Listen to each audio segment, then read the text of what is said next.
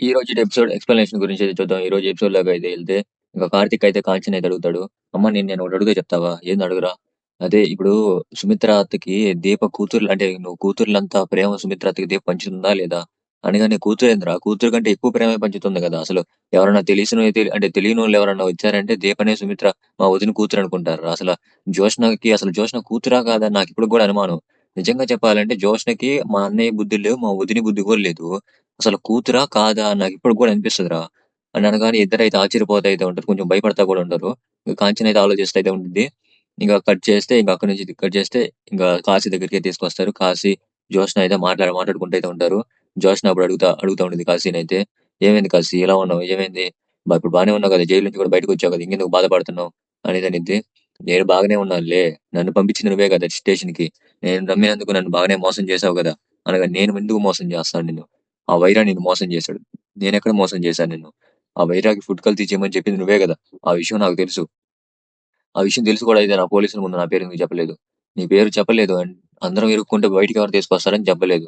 కనీసం నిన్నన్నా ఒకవేళ పక్కన పెడితే నువ్వు నన్ను ఇటు బయటికి తీసుకొస్తావన్న ఆశతో నీ పేరు చెప్పలేదు. అంతేగాని నీ మీద ఏదో ప్రేమతో చెప్పకుండా ఉండలేదు నేను. ఆహా! అయినా గాని నేను విడిపించాను గదా నిన్ను. అయినా గాని నిన్ను బయటికి తీసుకొచ్చింది ఇప్పుడు నేనే గదా! అది నమ్మమంటావా నిన్నిప్పుడు? నువ్వు బయటకి తీసుకొచ్చావంటే నన్ను నేను నమ్మమంటావు. అంతేనా? నమ్మినా నమ్మకపోయినా మా తాతతో మాట్లాడి నిన్ను బయటికి తీసుకొచ్చింది నేనే. లేదు మా మామయ్య నన్ను బయటికి తీసుకొచ్చింది. మా మామయ్య, మా నాన్న నన్ను బయటికి తీసుకొచ్చిందిప్పుడు. అయితే వాళ్ళనే నమ్ము. నేను బయటికి తీసుకొచ్చానన్నా కూడా నమ్మట్లేదుగా. అయినా గాని అంటే నీకు నేను ఏం మోసం చేశానని బానిసలాగా బతుకుతున్న నీకు ఒక మంచి జీఎం పోస్ట్ ఇప్పిచ్చాను. జీఎం పోస్ట్ ఇప్పిచ్చి మంచి రెస్టారెంట్ పెట్టుకోవడానికి కూడా ఛాన్స్ ఇప్పిచ్చాను. ఇంకా మంచి సాలరీ ఇప్పిచ్చాను. ఎన్ని చేసినా గాని నువ్వు నన్ను మోసం చేసిందని అంటున్నావు. ఇంక నేనేం చెప్పలేను. సరే అయితే అంటే నన్నిప్పుడు మోసం చేయలేదంటున్నావు నువ్వు. సరే గాని ఇప్పుడు బయటకొచ్చేసావెందుకు? ఆడికెళ్ళొచ్చు గదా! బయటకొచ్చేసావంటే ఏం చేయమంటావు? నా భార్య నాకు విడాకులు ఇస్తానంటది. స్వప్న నాకు విడాకులు ఇచ్చేస్తాను అంటుంది. విడాకులు ఇస్తానంటుందా? అనైతే జోష్న అయితే ఆశ్చర్యపోయిద్ది. అవును. విడాకులు ఇస్తానంటుంది. నేను అలా చేశానని విడాకులు ఇస్తానంటుంది. అయినా గాని నాకు కూడా కలిసి ఉండడం ఇష్టం లేదు అలాంటి వ్యక్తితో. కనీసం నన్ను నమ్మను కూడా నమ్మట్లేదు. సరే గాని ఇప్పుడైతే ఏం చేయాలనుకుంటున్నావు? ఏం చేయాలో ఉంది. ముందలైతే ఏదన్నా చేయాలని ఆలోచిస్తున్నాను గానీ, ఏం చేయాలో ఇంకా అర్థం కావట్లేదు. నా విలువ ఖచ్చితంగా వాళ్ళకైతే తెలిసేటట్టు చేస్తాను. సరే ఆ విలువ తెలిసేటట్టు చేయాలంటే నాతో చేతులు కలుపు. నున్ నువ్వు నా గ్రాని మనవడివి. అంటే నాకు సొంత తమ్ముళ్ళలాంటోడివి. నీకు నేను సాయం చేయకుండా ఎవరు సాయం చేస్తాను చెప్పు. కాబట్టి నాతో చేతులు కలుపు. అలాగే నాతో టచ్‌లో ఉండు. నీ చేత ఒక మంచి రెస్టారెంట్ పెట్టిస్తాను. ఆ రెస్టారెంట్‌కి ఎండీ నువ్వే, సీఈఓ నీవే. అన్నీ నువ్వేటట్టు చేస్తాను. నన్ను నమ్ము. అయినా గాని అంటే అప్పుడు సాక్ష్యాలు దాచిపెట్టానని చెప్పావు కదా! అకౌంట్స్ అయన్నీ. అయ్యేమైనాయి? దాని గురించి నేను ఇప్పటికి గూడా నిన్నడగలేదు. కానీ నువ్వేమో నన్ను మోసం చేశానంటున్నావు. నిజం చెప్పాలంటే నువ్వు నన్ను మోసం చేసింది. అంతా సాయం చేసిన తర్వాతే జీఎం పోస్ట్ అన్నీ ఇప్పించిన తర్వాత కూడా, ఆ సాక్ష్యాల అకౌంట్స్ నాకియ్యమంటే నేను జాయిన్ అయిన తర్వాత ఇస్తానన్నావు. సరే ఇప్పుడెక్కడున్నాయి నీ అకౌంట్స్ చెప్పు. అకౌంట్స్ ఇప్పటికి నా దగ్గర ఏడున్నాయి? లోపల పెట్టాను. స్వప్నకి దొరికినియి. మామయ్యకి తీసుకున్నాడు. మామయ్య తీసుకున్నాడా? ఎంత రిలాక్స్‌గా చెప్తావేంది కాశీ? అసలు అసలు రిలాక్స్‌గా చెప్తావేంది ఈ విషయాన్ని? ఇంత సీరియస్ విషయాన్ని? అయితే ఏముంది ఇంకెట్ట చెప్పాలి? తీసుకున్నాడు. చెప్పేవాళ్ళైతే ఎప్పుడో బయటకి చెప్పేసేవాళ్ళు.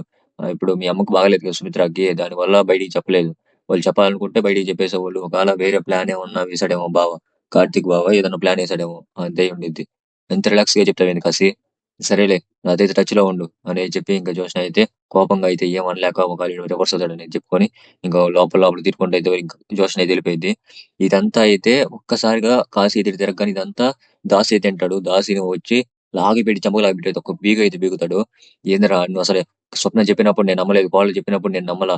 బావ మధ్యలోనే ఆపేశాడు. కానీ ఇదంతా నిజమని నాకు డౌటొచ్చింది. అందుకే నిన్ను ఫాలో అవుతా వచ్చా. ఇదంతా నిన్న. అయినా గాని ఆ జోష్నతో చేతులు కలపబాకురా. నెట్టేయడం ముంచిద్దిరా నిన్ను అనేది అంటాడు. నన్ను నట్టేయటం ముంచాల్సినంత అవసరం లేదురా. నిన్ను ఆఖరికి నట్టేయటంలో నువ్వు మునిగేయాలి. నన్ను ఆదుకోవడానికి గూడా ఎవరు లేరు. జయోధిని ఇప్పుడు నేను నమ్మగలిగిన ఒకే వ్యక్తి జోష్న మాత్రమే. నిన్ను కూడా నేను నమ్మలేను. అయినా గాని నన్ను ఇప్పుడన్నా తండ్రిలాగా చూసుకున్నావా? నీ మాటలు నన్ను అన్నా గాని ఒక్క మాటనన్నావా నా కొడుకుని అలా అనొద్దని? ఎప్పుడన్నా అసలు తండ్రి ప్రేమ నాకు పంచితే కదా! పుట్టడంతోనే నాకొక అక్క పుట్టి చచ్చిపోయిందని చెప్తావు కదా! అలాగే అంటే నేను కూడా చచ్చిపోయినా బాగుండేది. అసలు నన్ను ఇలా చూసుకుంటున్నావు నువ్వు అనైతే అంటాడు కాశీ అయితే. ఇంకా దాసి అయితే మాత్రం "ఏరేయ్ అలా మాట్లాడబాకురా! ఏమైందిరా నీకు? అయినా గాని నీ మంచికే కదా చెప్పేది. చెడుకేం చెప్పను కదా! అయినా గాని చెడుకే ఉందిలే. మొత్తం చెడు జరిగిన తర్వాత చెడుకే ఉంది చెప్పేది. అయినా కూడా నువ్వు నన్ను పట్టించుకోవాల్సిన అవసరం లేదు. నాకు హక్కుంది. నాకు నన్ను పట్టించుకునిద్ది. నేను నమ్మగలిగిన వ్యక్తి జ్యోత్స్న మాత్రమే ఇప్పుడు. కాబట్టి ఎవరు కూడా నన్ను పట్టించుకోవాల్సిన అవసరం లేదు. నీ ఇష్టం వచ్చింది నువ్వు చేసుకోపో" అనేది చెప్పి కాశీ అయితే వెళ్ళిపోతాడు. ఇంకా దాసి అయితే మాత్రం జోష్న నా కొడుకుని కూడా మార్చేసావు కదా, ఇంకా ఓపిక పట్టను, నీకు ఇచ్చిన మాట కూడా లేదు, మట్టిలో కలిసిపోయినట్టే, ఎవరు కూడా నీకు ఆపలేరు, ఇప్పుడే వెళ్ళి శివనారాయణకి నిజం చెప్పేస్తాను అని అయితే ఇంకా దాస్ అయితే సీరియస్ గా అయితే ఉంటాడు. సీరియస్ గా ఉండి వెళ్ళిపోతే ఉంటాడు. ఇంకా అక్కడి నుంచి అయితే కట్ చేస్తే ఇంకా దాస్ అయితే ఏం ఆలోచించుకుంటాడో ఏమో తెలియదు కానీ ఇంకా కార్తిక్ అయితే ఫోన్ చేస్తాడు. ఇంకా కార్తిక్ దీప్ అయితే రూమ్ లో అయితే ఉంటారు. ఇంకా కార్తిక్ అయితే ఫోన్ లిఫ్ట్ చేస్తాడు. దాస్ మామ ఈ టైంలో ఫోన్ చేస్తాడు, అయితే ఫోన్ అయితే లిఫ్ట్ చేస్తాడు. లిఫ్ట్ చేసిన తర్వాత ఏది మామయ్య ఫోన్ చేసావు ఈ టైనా అంటే, నేను ఇక ఓపిక పట్టలేనురా, ఈ మోసాలు ఈ దారుణాలు అన్ని చూస్తూ ఊరుకోలేనురా, నేను నిజం చెప్పేస్తాను, ఇంకా నా వల్ల అవ్వనే అవ్వదు, నేను నిజం చెప్పేస్తాను, ఇంకా తప్పదు, అయినా కానీ ఈ రోజు రోజుకి మితిమీరిపోతున్నాయి వాళ్ళ అరాచకాలు దారుణాలు. ఏమిటి మామయ్య అసలు ఏమైంది చెప్పు, ఇంకా ఏమయ్యేదిరా, జోష్న అరాచకాలు మరీ మితిమీరిపోతున్నాయి.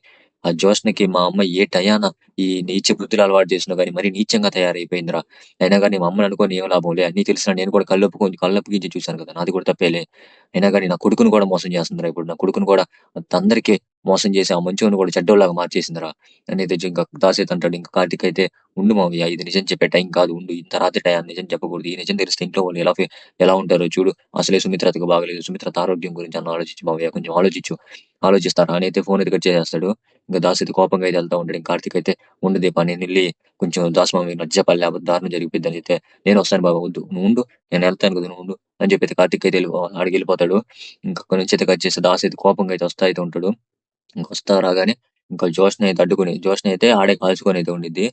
ఏమ్మా నాన్న అప్పుడే వచ్చేసావు, నువ్వు వస్తున్నట్టు నాకు మొదలు తెలుసు, అందుకోసం నీకోసం ఎదురు చూస్తున్నా అని అనిద్ది.